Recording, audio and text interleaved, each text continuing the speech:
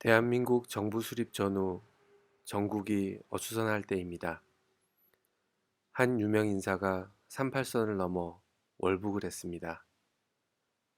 그가 없으면 한국 가요사가 성립되지 않을 정도로 한국 가요에 지대한 공헌을 했던 시인이자 작사가였지요. 친일파로 비난받고 있던 조명암이었습니다. 세계적 무용가 최승희 등 많은 친일파가 평양에 오면 잘 모시겠다는 북한 측의 유혹을 받아 월북을 하던 때였습니다. 최승희는 서울에서 이승만한테 괄시받고 사느니 오라고 통사정하는 평양에 가서 상황을 살핀 뒤에 거주 여부를 결정하겠다며 어린 아들, 딸을 서울에 둔 채 마포에서 조각배를 타고 월북을 했습니다. 이때 월북한 최승희는 김일성으로부터 대동강변의 근사한 한옥을 선물 받고 평양에 정착하기로 합니다. 월북뿐만 아니라 납북, 납치된 친일파도 많았습니다. 춘원 이광수 같은 이도 납북되어 가던 중에 폐결핵이 악화되어 사망을 하게 됩니다. 북에서는 사회적인 지명도가 높은 유명 인사를 많이 확보하는 것이 급선무였고, 남에서는 해방 공간의 혼란한 치안을 다스릴 경찰 인력이 필요하던 때였습니다. 1945년 가을부터 1950년 봄까지 이 5년 동안 38선을 넘은 사람들이 많았습니다. 남에서 올라가고 북에서 내려오는 사람과 물자의 통행이 번다했습니다.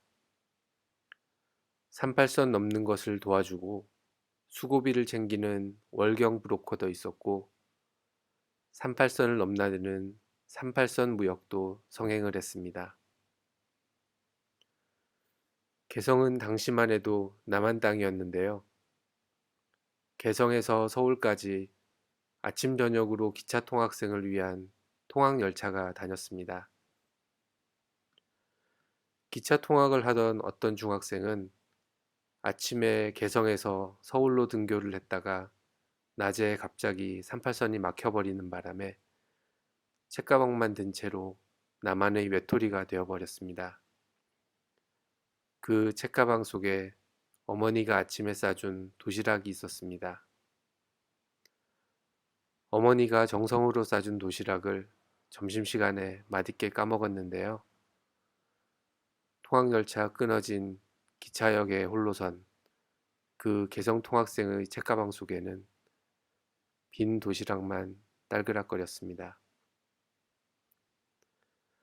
조명암이 월북한 지 얼마 되지 않아 남편을 찾으러 어린 두 딸과 함께 38선을 넘어간 한 여인이 있었습니다. 큰 딸은 걸리고 작은 딸은 업었는데요. 이 여인에게는 서울에 두고 온 또 한 명의 어린 딸이 있었습니다. 업을 수도 걸릴 수도 없어 평소에 다니던 절에 맡기고 온 둘째 딸이었습니다.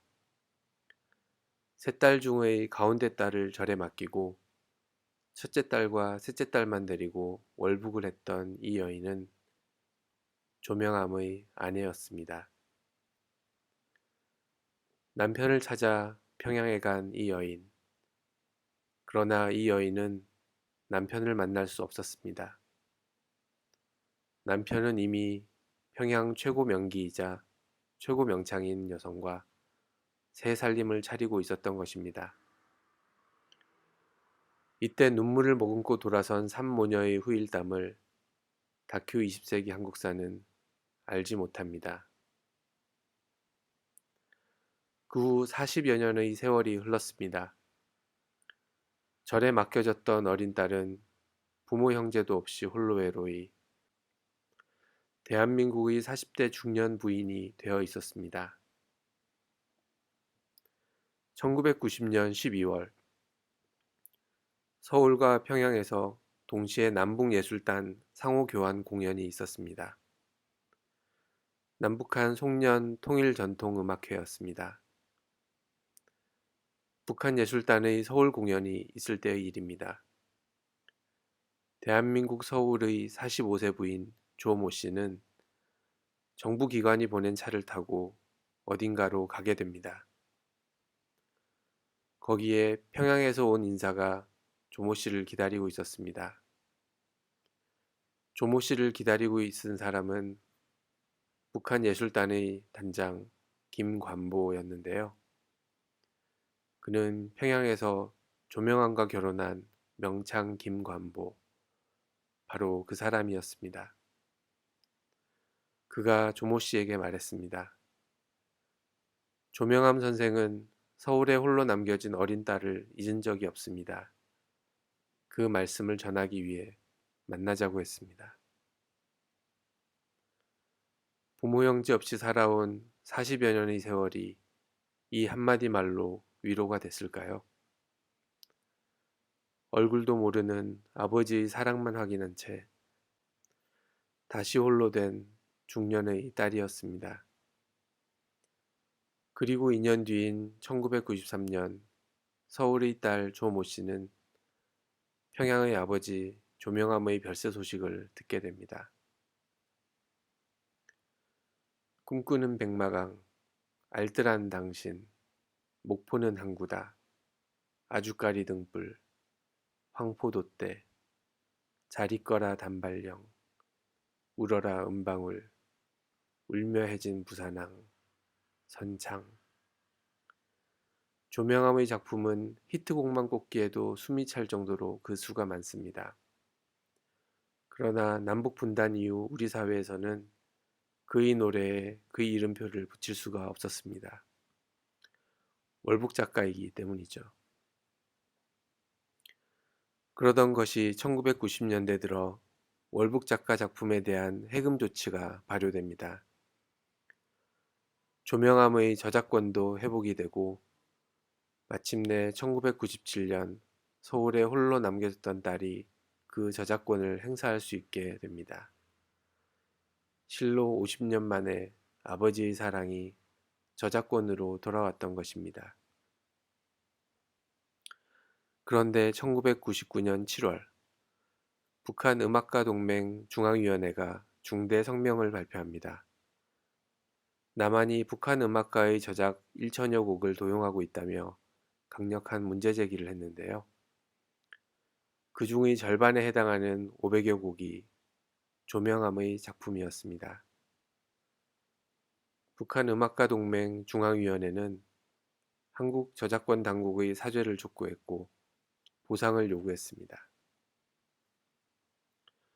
북한 음악가 동맹의 주장은 저작권에 관한 국제협약의 조항을 내세운 것이었습니다. 문제는 북한에 생존해 있는 조명암의 유족과 한국의 딸, 그 둘 중 어느 쪽의 저작권 승계가 적법한 것인가 하는 것입니다.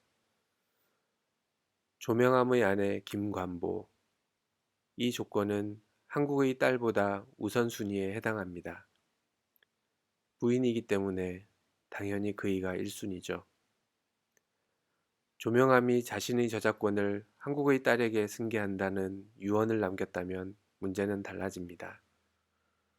그러나 아내나 평양의 가족에게 승계한다는 유언을 남겼다면 1997년부터 서울 딸이 수령한 저작권료는 불법 부당 이득에 해당하므로 평양의 조명암 유족에게 모두 반환을 해야 하는 것입니다. 조명암과 그 유족에게만 해당되는 문제가 아닐 것입니다. 아마도 통일은 불시에 다가올 것이고 저작권은 또 하나의 재산 혹은 유산입니다. 분단의 세월은 당연히 길었고 얼굴을 아는 가족과의 통일 대신 얼굴 모르고 존재도 몰랐던 가족과의 통일이 될 수밖에 없는 현실입니다. 조명암이 1940년도에 작사한 아주까리 등불의 가사를 봅니다. 피리를 불어주마 울지 마라 아가야. 산 너머 고개 너머 까치가 운다. 고향길 90리에 어머니를 잃고서 내 울면 저녁별이 숨어버린다. 마치 딸의 미래를 내다보듯이 지은 조명암의 가사입니다.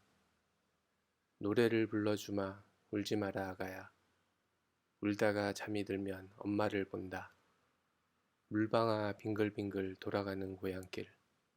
날리는 갈대꽃이 너를 찾는다. 아름다운 노랫말과 슬픈 저작권의 사연입니다.